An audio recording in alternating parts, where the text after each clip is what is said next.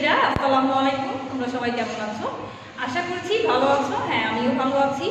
আমি হুসনিয়া রাহেনা, প্রভাষক, Narayanganj high school and college. Narayanganj high school and college আয়োজিত অনলাইন শ্রেণী কার্যক্রমে তোমাদের স্বাগত জানাচ্ছি।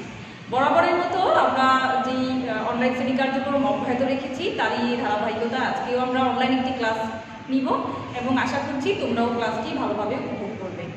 তো আমরা গত ক্লাসে কি পড়িয়েছিলাম সেটা তোমাদের হয়তো অনেকে ভুলে গেছে, অনেকে মনে আছে। তো আমি একটু মনে করিয়ে দিতে চাচ্ছি, আমরা গত ক্লাসে পড়েছিলাম উৎপাদন ব্যবস্থাপনা ও বিপণনের প্রথম পত্র। তো প্রথম পত্রে যে অধ্যায়টা ছিল সেটা প্রথম অধ্যায় এবং সেই প্রথম অধ্যায়ের যে বিষয়ের নাম সেটা হচ্ছে উৎপাদন। তো উৎপাদনের আমরা কয়েকটি ক্লাসই দেখেছি এবং পড়েছি। তো এখন আমরা আজকে উৎপাদনের যে গত ক্লাসটা করেছিলাম সেটা ছিল উৎপাদনের আওতা এবং বিভিন্ন প্রকার উৎপাদনশীলতা। তো আজকেও আমরাও আজকে উৎপাদনশীলতার উপর একটি ক্লাস নিব। আজকেও আমরা উৎপাদন ব্যবস্থাপনা ও বিপণন প্রথম পত্রের একটি প্রথম অধ্যায়ের উপর একটি আলোচনা করব। তো আজকে আমরা প্রথমে যে আলোচনা করব সেটা হচ্ছে উৎপাদনশীলতা। আজকে আমরা প্রথম যে আলোচনা করব সেটা হচ্ছে উৎপাদনশীলতা। আমরা যে বিষয় নিয়ে আলোচনা করব সেটা হচ্ছে উৎপাদনশীলতা। তোমরা কি জানো উৎপাদনশীলতা কি? দেখো, আমাদের দেশ এটা হচ্ছে উন্নয়নশীল দেশ। তো এই উন্নয়নশীল দেশে পোশাক খাতটা হচ্ছে আমাদের দেশের একটি অন্যতম খাত। তো এই পোশাক খাতে যাদের সবচেয়ে বেশি অবদান তারা হচ্ছে তাঁতি। কিন্তু আমরা অনেকেই জানি না তাঁতি কারা। আসলে তাঁতি হচ্ছে তাঁত দিয়ে যারা কাপড় বনে তারাই হচ্ছে তাঁতি। তো এখন আমাদের দেশে হয়তো তাঁতের প্রচলনটা অনেকটা কমে এসেছে, কিন্তু একটা সময় ছিল তাঁতের প্রচলন কিন্তু বেশি ছিল। মানুষ তাঁত ছাড়া চিন্তা করতে পারতো না। তাঁতের মাধ্যমেই মানুষ কাপড় বুনতো এবং সেই কাপড় পরিধান করতাম আমরা।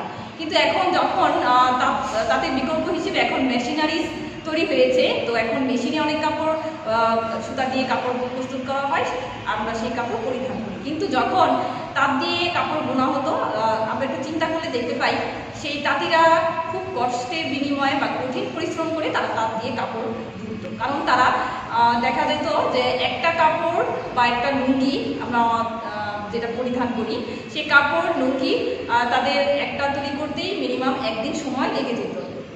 কিন্তু কালেক্রমে যখনই দেশ উন্নয়নের ধারা অব্যাহত রেখেছে তখন এখন কিন্তু মানুষ তাঁত দিয়ে কাপড় তেমন একটা বোনে না, এখন তারা কি করে মেশিনে তৈরি করে। তো দেখা যায় একদিনে যেখানে তাতে একটা কাপড় বুনতে তাদের একদিন সময় লাগতো, এখন হয়তো 1 ঘন্টা বা একদিনে সেই একদিনে তারা কয়েকশো বা কয়েক হাজার কাপড় মেশিনে তৈরি করে থাকে। এই যে দেখো যে সময় কিন্তু একই, মেটেরিয়ালস একই, কাঁচামাল একই, কিন্তু দেখা যাচ্ছে সময় যেটা নাকি তাতে বুনে সময় কম মানে কম কাপড় তৈরি করছে, সেখানে মেশিনে অনেক কাপড় প্রস্তুত করছে। এই যে দুটার অনুপাত, এটাই হচ্ছে উৎপাদনশীলতা। মোট কথা মোট উৎপাদিত পণ্য এবং উৎপাদনের যে উপকরণ দুটার অনুপাতই হচ্ছে উৎপাদনশীলতা। এখন আমাকে আগে জানতে হবে অনুপাতটা কি। অনুপাতটা হচ্ছে, অনুপাতের আরেক নাম হচ্ছে ভাগ বা ভগ্নাংশ। অনুপাতের আরেক নাম হচ্ছে ভাগ বা ভগ্নাংশ। এখন এই মোট উৎপাদিত যে পণ্য বা উৎপাদিত পণ্য এবং উৎপাদিত পণ্য প্রস্তুত করতে যে সকল উপকরণগুলো ব্যবহার করা হয়, সেই উপকরণের এবং উৎপাদিত পণ্যের অনুপাতটাই হচ্ছে কি উৎপাদনশীলতা। এখন বোঝাই যাচ্ছে যে যখনই আমরা উৎপাদনশীলতা নির্ণয় করবো, তো সেক্ষেত্রে আমাকে কতটা পণ্য উৎপাদন করছি বা একক সময় উৎপাদন করা হচ্ছে এবং কতটুকু আমার কাঁচামাল ব্যবহৃত হয়েছে তার অনুপাতটাই বা ভাগটাই হচ্ছে কি উৎপাদনশীলতা। যেমন মনে করো তাদের এখানে একদিনে 5টা কাপড় বুনতো এবং সেখানে খরচ হতো হয়তো 2 ঘন্টা, কিন্তু সেটা যেটা মেশিনে হয়তো সেখানে 100টা কাপড় প্রস্তুত করে সেখানে সময় হয়তো এই 2 ঘন্টাই লাগছে। তো আলটিমেটলি কার উৎপাদনশীলতা বেশি? অবশ্যই যেটা মেশিনে তৈরি হচ্ছে তার উৎপাদনশীলতা বেশি, কারণ এখানে ভাগ চলে আসছে 2.5 আর এখানে ভাগ চলে আসছে 50। যেখানে 2 ঘন্টায় তাতে কাপড় বুনে 2.5 ইউনিট হচ্ছে, সেখানে মেশিনে তৈরি করে 50 ইউনিট হচ্ছে। কাজে আলটিমেটলি মেশিনের উৎপাদনশীলতা বেশি। তো যেটাই হোক, তেমনি অঞ্চল ভেদে, দেশ ভেদে এই উৎপাদনশীলতার তারতম্য দেখা যায়। যেমন বাংলাদেশের উৎপাদনশীলতার তুলনায় চীনের উৎপাদনশীলতা বেশি। কিভাবে? কারণ বাংলাদেশের শ্রমিকের যে শ্রম তারা ব্যয় করে বা শ্রমিকের যে মূল্য তার চাইতে চীনের শ্রমিকের মূল্য অনেক বেশি। তারা কঠোর পরিশ্রম করতে পারে, যার কারণে বাংলাদেশের চাইতে চীনের বা ভিয়েতনাম অন্যান্য দেশ যেগুলো আছে সেগুলোর উৎপাদনশীলতা বেশি হয়। এই উৎপাদনশীলতা নির্ভর করে একটা দেশের উন্নয়নের উপর, তার শ্রমিকের উপর, তার কার্যক্ষেত্রের উপর। তো আমরা জেনে নিলাম উৎপাদনশীলতা কি। আমরা বলেছিলাম যে উৎপাদনশীলতা হচ্ছে মোট উৎপাদনের যে একক এবং উৎপাদনের যে ব্যবহৃত উপকরণের অনুপাতে হচ্ছে উৎপাদনশীলতা। তো আমরা উদাহরণস্বরূপ যখন লিখেছিলাম যে আমার তাপে যেখানে 2.5 এসেছিল সেটার অনুপাত আর আমার 50, এই দুটোর অনুপাত এটাই ছিল উৎপাদনশীলতা। তো দেখো এই উৎপাদনশীলতা আসলে কিন্তু এখন যেটা আমরা অনুপাত আকারে প্রকাশ করতে পারছি, কিন্তু এটা কিন্তু একসময় অনুপাত আকারে প্রকাশ করা যেত না। কারণ আমরা তো আগেই বলেছি যে আদিম যুগে যে মানুষ যতটুকু তার প্রয়োজন ছিল ঠিক ততটুকুই উৎপাদন করতো, কিন্তু কালেক্রমে যখন মানুষ একটু আধুনিকায়ন হচ্ছে তখন তারা বেশি উৎপাদন করতো এবং বেশিটা তারা কিভাবে নিজের প্রয়োজন মিটিয়ে অন্যদের প্রয়োজন মেটানো যায় সেই চিন্তা ভাবনা করলো। তো এই উৎপাদনশীলতা বিষয়টাও সেরকম। এই উৎপাদনশীলতা যখন তাতে কাপড় বুনতো তখন দেখা যেত যে শুধুমাত্র তাদের যতটুকু প্রয়োজন ঠিক ততটুকুই তৈরি করতো, কিন্তু যখন দেখলো যে না এটা বিকল্প হিসেবে যে অনেক তৈরি করা যায় তখন মেশিনারি প্রস্তুত হয়েছিল এবং সেভাবে উৎপাদনশীলতা বৃদ্ধি করেছিল। 76 সনে অর্থনীতিবিদ কুইন্সনি সে সর্বপ্রথম উৎপাদনশীলতা নির্ণয় করেন।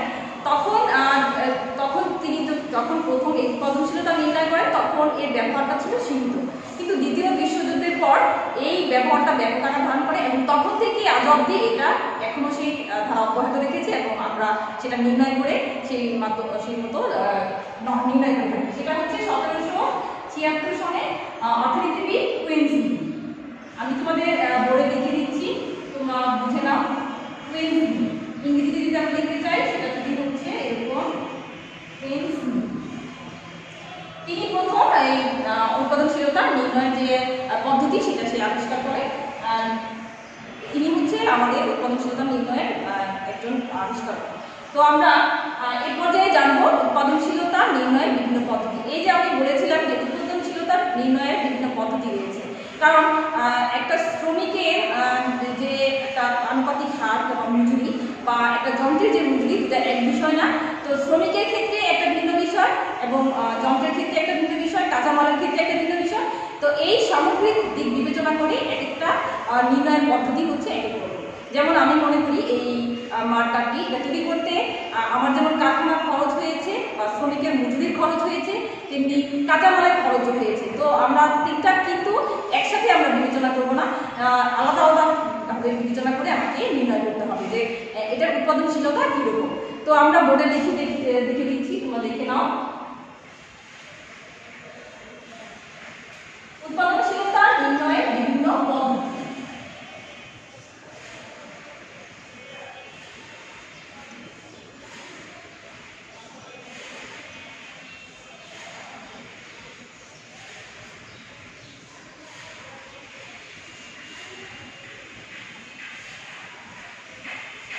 এই উৎপাদনশীলতা নির্ণয়ের বিভিন্ন পদ্ধতি রয়েছে। তো আমরা প্রথম যে পদ্ধতি সেটি জানবো শ্রমের উৎপাদনশীলতা।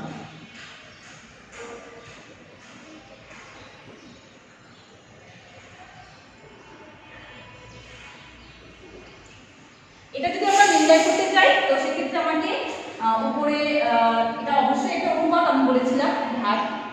তো প্রথমে হবে ভাগ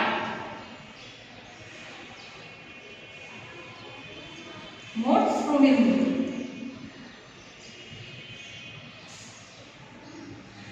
বা আমরা লিখতে পারি মোট শ্রম বাবদ ব্যয়। এখন আমাদের বোঝাই যাচ্ছে যে এটা একটা ভগ্নাংশ বা ভাগ, এটা অবশ্যই একটা ম্যাথ, এটা অঙ্ক করতে হবে, আমাকে করে ক্যালকুলেশন করে বের করতে হবে। তো আমরা যখন কোনো কোশ্চেনে থাকবে যে মোট এই এতগুলো পণ্য, যে সাপোজ কোনো একটা ফ্যাক্টরিতে 1000টি শার্ট তৈরি করতে মোট উৎপাদন খরচ হয়েছে 1 লাখ টাকা, তো সেখানে শ্রম বাবদ ব্যয় হয়েছে 2 লক্ষ টাকা। তো সেক্ষেত্রে আমরা কি এই সূত্রটা এইভাবে বের করবো, মোট উৎপাদনের মূল্য 1 লক্ষ টাকা, মোট উৎপাদনের মূল্য 1 লক্ষ টাকা এবং শ্রমের মূল্য হচ্ছে আমার 10,000 টাকা। তো সেক্ষেত্রে আমরা ভাগ করে যেটা আসবে সেটা আমার শ্রমের উৎপাদনশীলতা বের হয়ে যাবে। কিন্তু অনেক সময় দেখা যায় অঙ্কে মোট উৎপাদনের মূল্য দেওয়া থাকে না, আবার শ্রমের মূল্য দেওয়া থাকে না, তো সেক্ষেত্রে তখন একক বের করতে হয়। তো এককের ক্ষেত্রে আমরা এই যে নির্ণয় সেটা হচ্ছে মোট উৎপাদনের একক, যেমন 2000 কে উৎপাদন করেছে সেরকম উৎপাদনের একক, এবং সময়ের এককও থাকে, শ্রম এককও থাকে। 1 ঘন্টায় এতটুকু কাজ করেছে সেটা হচ্ছে শ্রম একক। এটা আমরা যখন শ্রমের উৎপাদনশীলতা বের করবো তখন আমরা এটা অথবা এটা সেটা অঙ্কের কোশ্চেনের উপর ডিপেন্ড করবে। কোশ্চেনে যদি উৎপাদনের মূল্য দেওয়া থাকে মূল্য হিসেবে বের করতে হবে, আর যখন এককে দেওয়া থাকবে তখন এককে বের করতে হবে। দ্বিতীয় যে আমরা উৎপাদনশীলতা নির্ণয় করবো সেটা হচ্ছে যন্ত্রের উৎপাদনশীলতা।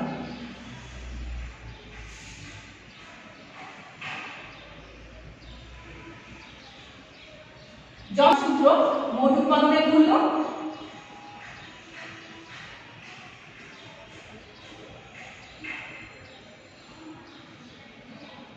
মোট উৎপাদনের মূল্য আর মোট যন্ত্রবাবদ ব্যয়।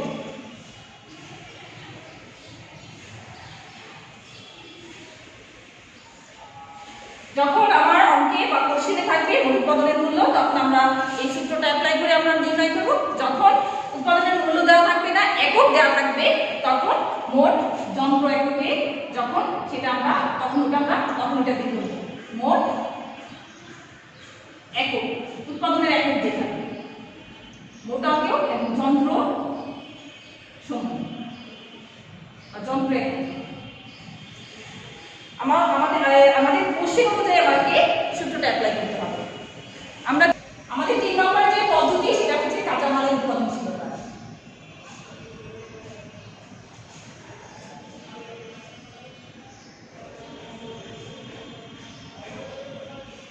এটা যদি আমরা বের করতে চাই তো সেক্ষেত্রে আমাকে মোট উৎপাদনের মূল্য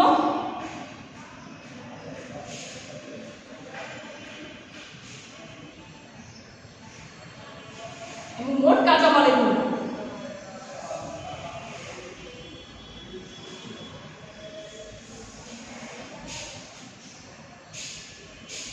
আমার পণ্যটা তৈরি করতে যত উৎপাদন করতে যত খরচ হয়েছে তার সাথে কাঁচামাল বাবদ যে খরচ হয়েছে সেটা ভাগ করলে আমার অনুপাত এসে পড়বে যে আমার কাঁচামালের উৎপাদনশীলতা কত। 4 নম্বর যে পদ্ধতি সেটা হচ্ছে মূলধনের উৎপাদনশীলতা।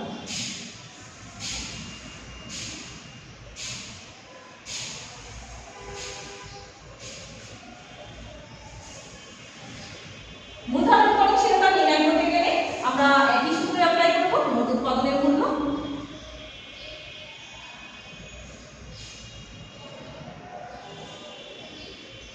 এবং মূলধনের মোট মূলধনের পরিমাণ।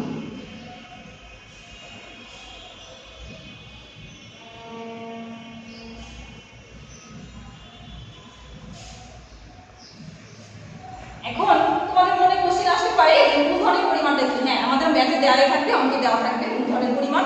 সেই মোট উৎপাদনের মূল্য থেকে মূল্যের সাথে মূলধনের পরিমাণটা আমরা যদি ভাগ করি তো সেক্ষেত্রে মূলধনের উৎপাদনশীলতা বের হয়ে যাবে। 5 নম্বর যে পদ্ধতিটা সেটা হচ্ছে আর্থিক উৎপাদনশীলতা।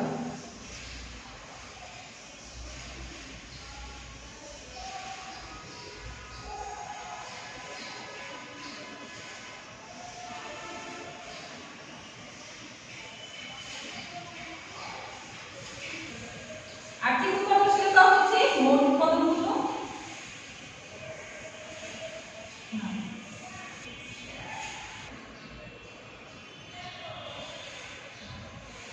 এবং হচ্ছে সংযোজিত করে।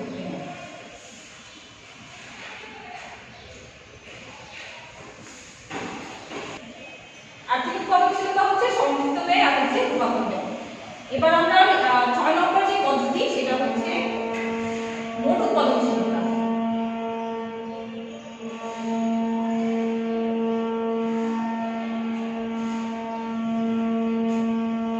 মোট উৎপাদনের মূল্য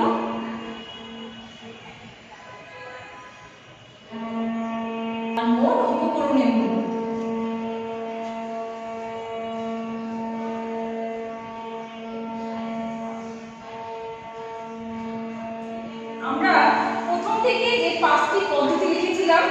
সেই পদ্ধতির যে আমার যে রিকোয়ারমেন্টগুলো দরকার সেই রিকোয়ারমেন্টগুলো আমার অঙ্কেই দেওয়া থাকবে, কিন্তু শুধুমাত্র এই মোট উৎপাদনশীলতায় মোট উৎপাদনের মূল্য সরাসরি দেওয়া থাকবে, কিন্তু মোট উপকরণের মূল্য সরাসরি দেওয়া থাকবে না। এখন এই উপকরণটা বের করার জন্য আমাকে কাঁচামাল, তারপর হচ্ছে যন্ত্রের বাবদ ব্যয় এবং শ্রম, এই তিনটা যোগ করে এবং অন্যান্য যদি থাকে সেক্ষেত্রে অন্যান্য যোগ করে তারপর আমাকে মোট উপকরণ বের করতে হবে। আমি কথাটা আবার বলছি যে আমরা যত 5টা সূত্র যে সূত্র লিখেছিলাম পদ্ধতিগুলো, তো সেক্ষেত্রে সেগুলো সরাসরি দেওয়া থাকবে, শুধুমাত্র উপকরণটা সরাসরি দেওয়া থাকবে না। এখন আমি এই উপকরণটা বলতে আমরা কি বুঝি সেটাকে জানতে হবে। এই উপকরণ হচ্ছে আমার কাঁচামাল, শ্রমিক বাবদ ব্যয় এবং অন্যান্য খরচ এবং যন্ত্র বাবদ ব্যয়, এই সব মিলিয়ে যখন আমরা যোগ করবো সেটাই হচ্ছে উপকরণের মূল্য। এটা সরাসরি দেওয়া থাকবে না, এটাকে আমাকে নিজেকে বের করে নিতে হবে। তো আমরা বিগত বছরগুলোতে এই কোশ্চেন বোর্ডগুলোতে একটা অঙ্ক থাকে তোমাদের, তো দেখা যায় এই যে আমি 6টা পদ্ধতি লিখেছি, একটা অঙ্কে কিন্তু তোমার 6টা পদ্ধতি চাইবে না, কিন্তু আমাদের জানতে হবে। কারণ দেখা যায় আমি একটা অঙ্ক আমি একটা পদ্ধতি শিখে গেলাম, কিন্তু পরীক্ষার কোশ্চেনে আরেকটা পদ্ধতি আসলো, তখন তো আমি দিতে পারবো না। এই জন্য আমাকে 6টা পদ্ধতি জানতে হবে, প্রশ্ন যেভাবেই থাকুক আমি সেভাবেই, তাহলে আমরা অ্যান্সার করতে পারবো। তো কিন্তু একটা অঙ্কে এই 6টা পদ্ধতি বা 6টা চায় না, তো হয়তো দেখা যায় যে কোনো 2টা বা 3টা চায়। আবার অনেক সময় দেখা যায় যে 2টা কোম্পানি দিয়ে দেয়, কোম্পানি কোম্পানি, তো এই 2 কোম্পানির মধ্যে কম্পেয়ার করে যে কার উৎপাদনশীলতা বেশি। আবার অনেক সময় সন দিয়ে দেয়, 2017 সনে ছিল এগুলো, 2018 সনে ছিল এরকম, তো সেক্ষেত্রে ওই সনেরগুলো আলাদা বের করতে হয়। তো আমরা যদি এগুলো গাণিতিক আকারে দেখতে চাই, তো আমরা একটু সেটা আলোচনা করতে পারি, তোমরা একটু দেখে নাও। আমি এখন তোমাদের একটি ম্যাথ বুঝাবো, তো আমি সেটা বোর্ডে কোশ্চেনটা তুলে দিয়েছি, তোমরা একটু দেখে নাও। নিম্নের তালিকায় একটি প্রতিষ্ঠানের কিছু তথ্য দেওয়া হলো, তথ্যগুলো হতে প্রয়োজনীয় উৎপাদনশীলতা নির্ণয় করো। এখানে আমরা একটা ছক দেখতে পাচ্ছি, তো ছকটাতে ছিল বিবরণ, আর এই যে টাটা লিখেছি এটা হচ্ছে কোম্পানির নাম। এটা অনেক সময় অনেক নাম থাকতে পারে, তথ্য থাকতে পারে বা বিভিন্ন সাল দেওয়া থাকতে পারে, সেটা মূল ফ্যাক্ট না, ফ্যাক্ট হচ্ছে তোমার অঙ্কটা করতে হবে। তো আমরা যে বিষয় বিবরণগুলো দেখতে পাচ্ছি সেটা হচ্ছে বিক্রয়ের পরিমাণ 10 কোটি টাকা, শ্রম বাবদ ব্যয় হয়েছে 2.5 কোটি টাকা, কাঁচামালের ব্যয় হয়েছে 4 কোটি টাকা এবং যন্ত্রপাতি অন্যান্য ব্যয় হয়েছে 2 কোটি টাকা। এখন আমাকে এই কোশ্চেন থেকে বুঝতে হবে যে আসলে আমাকে কি কি চেয়েছে। অবশ্য প্রশ্নে দেওয়া থাকবে কি কি চেয়েছে, কিন্তু আমরা এখান থেকে বুঝতে পারছি এখানে কি কি রিকোয়ারমেন্ট হতে পারে। যেমন হতে পারে এখানে শ্রমিকের উৎপাদনশীলতা বের করতে হতে পারে, কাঁচামালের উৎপাদনশীলতা এবং যন্ত্রপাতির উৎপাদনশীলতা এবং মোট উৎপাদনশীলতা। এখন আমরা এখান থেকে 4টা আমরা অঙ্ক মানে 4টা পদ্ধতি দেখতে পাচ্ছি, সেটা হচ্ছে কি কি, মোট উৎপাদনশীলতা, শ্রমের উৎপাদনশীলতা, কাঁচামালের উৎপাদনশীলতা এবং যন্ত্রের উৎপাদনশীলতা। তো আমরা যদি এই অঙ্কটি করতে চাই, তো প্রথমে আমরা 1 নম্বর যেটা হবে মোট উৎপাদনশীলতা।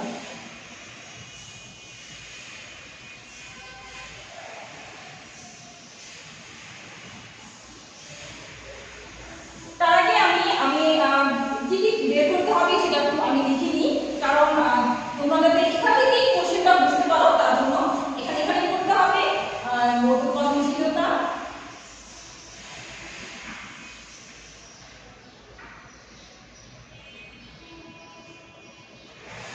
শ্রমের উৎপাদনশীলতা,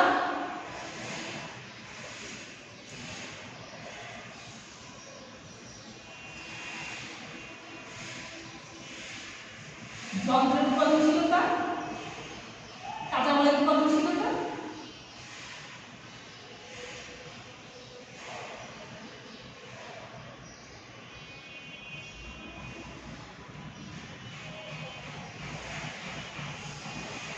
এবং যন্ত্রের উৎপাদনশীলতা।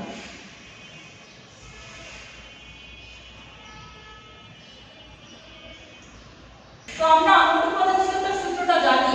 মোট উৎপাদনশীলতার সূত্র হচ্ছে মোট উৎপাদনের মূল্য।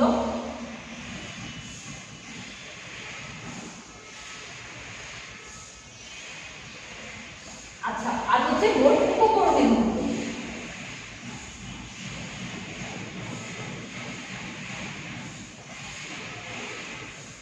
এখন আমাদের বলতে পারো যে এখানে মোট উৎপাদনের মূল্য কোনটা। এই যে মোট উৎপাদনের বিক্রয়ের পরিমাণ, আসলে আমরা বিক্রয়টা কখন করি? আমরা যখন পণ্যটা একদম চূড়ান্তভাবে উৎপাদন হয়ে যায় তখনই কিন্তু আমরা পণ্যটাকে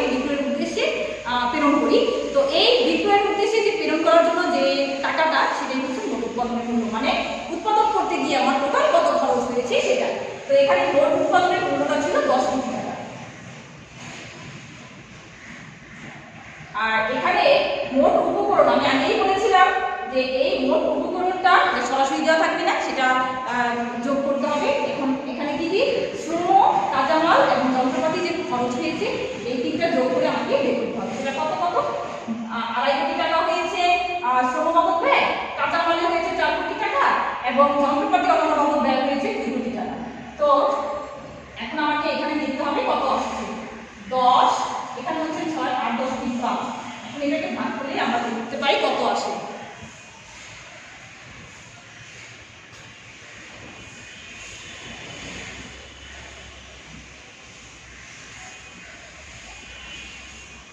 এক দশমিক 176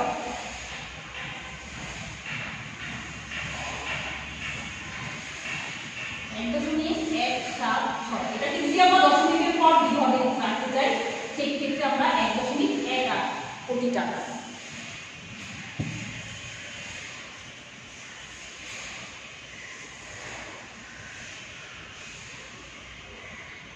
শ্রমের উৎপাদনশীলতার সূত্র হচ্ছে মোট উৎপাদনের মূল্য এবং মোট শ্রমের মূল্য। এখন মোট উৎপাদনের মূল্য আমাদের আগে 10 কোটি টাকায় এবং মোট শ্রমের মূল্য হচ্ছে 2.5 কোটি টাকা। তো এটা ভাগ করলে আসছে 4।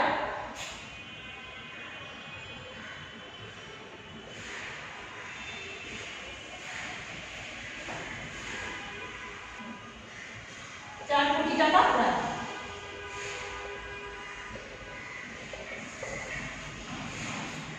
এবার আমরা তৃতীয় যে সেটা হচ্ছে কাঁচামালের উৎপাদনশীলতা।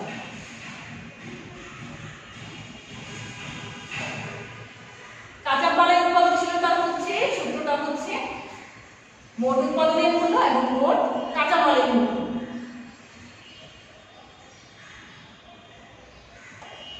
মোট উৎপাদনের মূল্য 10 কোটি টাকা এবং মোট কাঁচামালের মূল্য হচ্ছে 4 কোটি টাকা।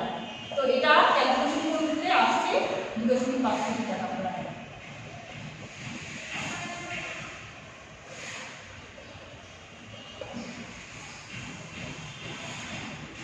তো এবার যদি আমরা কাঁচামালের উৎপাদনশীলতা, মোট উৎপাদনের মূল্য, মোট কাঁচামালের মূল্য, এটা আমার মোট উৎপাদনের মূল্য হচ্ছে 10 কোটি টাকা, মোট কাঁচামালের মূল্য হচ্ছে 4 কোটি টাকা।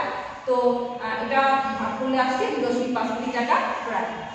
এবার আমরা যদি যন্ত্রপাতি অন্যান্য ব্যয় যে পদ্ধতি বা বের করতে চাই সেক্ষেত্রে আমরা লিখব যন্ত্রের উৎপাদনশীলতা।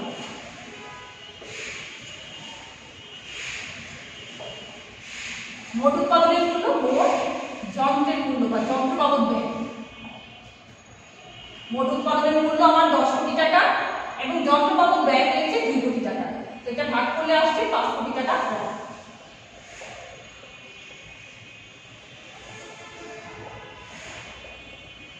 তাহলে আমরা সহজেই নির্ণয় করতে পারলাম। এখানে একটা কোম্পানি দেওয়া আছে, এরকম 2 3 বা একাধিক কোম্পানি থাকতে পারে। আবার অনেক সময় আমি বলেছি যে সম দেওয়া থাকতে পারে, তখন আমাদের তো এখন সরাসরি ম্যাথ থাকবে না, আমাদের সৃজনশীল আকারে থাকবে। তো সেক্ষেত্রে আমাদের কতে জ্ঞানমূলক, কতে অনুধাবন থাকবে এবং গতে যে হয়তো আমাদের বুঝতে চাইলো যে যন্ত্রের উৎপাদনশীলতা, কাঁচামালের উৎপাদনশীলতা, টাটা কোম্পানির যন্ত্র উৎপাদনশীলতা এবং কাঁচামালের উৎপাদনশীলতা নির্ণয় করো। কিন্তু আবার গতে গিয়ে থাকলো হয়তোবা যে টাটা কোম্পানি এবং মনিস্টার কোম্পানি বা অন্য একটা কোম্পানির নাম দিয়ে দিল। সেক্ষেত্রে এই 2 কোম্পানির মধ্যে কম্পেয়ার করো, মানে তুলনা করো যে কোন কোম্পানিটার উৎপাদনশীলতা বেশি। তো তোমার সবপক্ষে যুক্তি দাও, এরকম থাকতে পারে। আবার অনেক সময় দেওয়া থাকে যে 2016 সালে অমুক কোম্পানির ছিল এরকম উৎপাদনশীলতা এত এবং খ কোম্পানির উৎপাদনশীলতা ছিল এরকম। তো 2 কোম্পানির উৎপাদনশীলতা নির্ণয় করো এবং তার সপক্ষে যুক্তি দাও যে কোন উৎপাদনশীলতা বেশি বা কোনটা বেটার হবে কোম্পানির জন্য। তো তোমরা আশা করি অঙ্কগুলো বুঝতে পেরেছ এবং বাসায় অঙ্কগুলো করবে এবং বইয়ে যেই সমস্যাগুলো অঙ্ক দেওয়া আছে, উদাহরণ বা সমস্যা এবং বিগত বোর্ডগুলোতে যে অঙ্কগুলো এসেছে সেটাও তোমরা করবে। আমি তোমাদের এটা বাড়ির হোমওয়ার্ক দিয়ে দিলাম, তোমরা বাসায় এটা কমপ্লিট করবে এবং তারপরে যদি কোনো সমস্যা থাকে আমি হয়তো আর নেক্সটে ক্লাস নিব, সেটা বুঝিয়ে দেবো।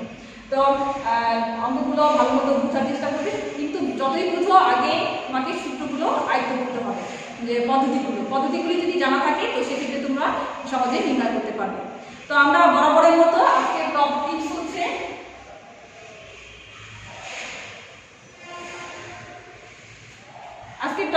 হচ্ছে তোমরা বাসায় পত্রিকা পড়বে, কারণ পত্রিকা একটা হচ্ছে জ্ঞানের ভান্ডার। কারণ একটা পত্রিকার মধ্যে দেশ বিদেশের সকল খবর দেওয়া থাকে।